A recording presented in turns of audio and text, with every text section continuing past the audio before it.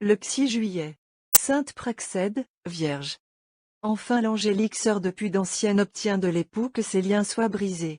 L'exil était lourd à ce dernier, rejeton d'une souche illustre pour la terre et pour Dieu. Des races nouvelles que ses pères n'avaient point connues, quand il soumettait le monde à la ville éternelle, gouvernait maintenant Rome et l'univers.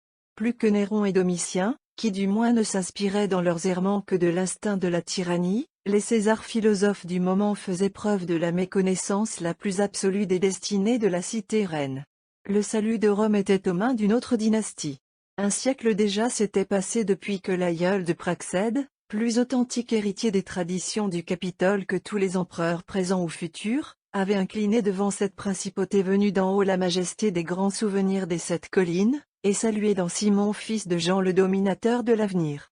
Hôte du prince des apôtres, Pudent transmis à sa descendance l'estime d'un titre plus glorieux que tout ce qu'il tenait des ancêtres. Au temps de Pie Ier comme à celui de Pierre, sa maison continuait d'abriter le vicaire de Dieu. Resté seul avec de tels souvenirs, Praxède, après la mort de sa sœur bien-aimée, avait achevé de transformer ses palais en église où nuit et jour retentissait la divine louange, où les païens accouraient en foule au baptême. La police impériale respectait la demeure d'une descendante des Cornélie. Délivré de la tutelle d'Antonin son père adoptif, Marc Aurèle ne devait pas connaître longtemps cette barrière. Une descente eut lieu au titre de Praxède, nombre de chrétiens furent pris, dont le glaive abattit les têtes. La Vierge connut le tourment de voir tout frapper autour d'elle, sans elle-même être atteinte. Brisée, elle se tourna vers Dieu et demanda de mourir.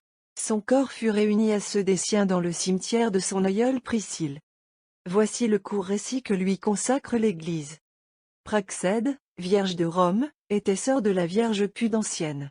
Au temps où l'empereur Marc-Antonin persécutait les chrétiens, elle leur consacra son temps et ses richesses, les soulageant par toutes les industries de sa charité, cachant chez elle les uns, exhortant les autres à la constance dans la foi, ensevelissant leur corps ou pourvoyant à ce que rien de ce qu'elle pouvait ne leur fit défaut dans les prisons et les bagnes.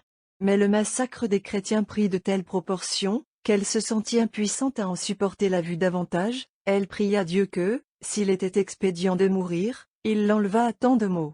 Le 12 des calendes d'août, elle fut donc appelée pour recevoir au ciel la récompense de sa piété.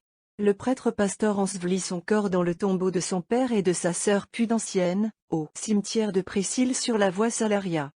L'Église mère vous est restée reconnaissante, ô Praxède. Depuis si longtemps déjà près de l'époux, vous continuez d'exercer sur la terre en faveur des saints les traditions de votre noble famille. Quand, au 8e et 9e siècle, les martyrs, exposés aux profanations lombardes, se levèrent de leur tombeau pour rentrer dans les murs de la ville éternelle, on vit Pierre, dans la personne de Pascal Ier, chercher pour eux l'hospitalité là où lui-même l'avait trouvée au premier âge.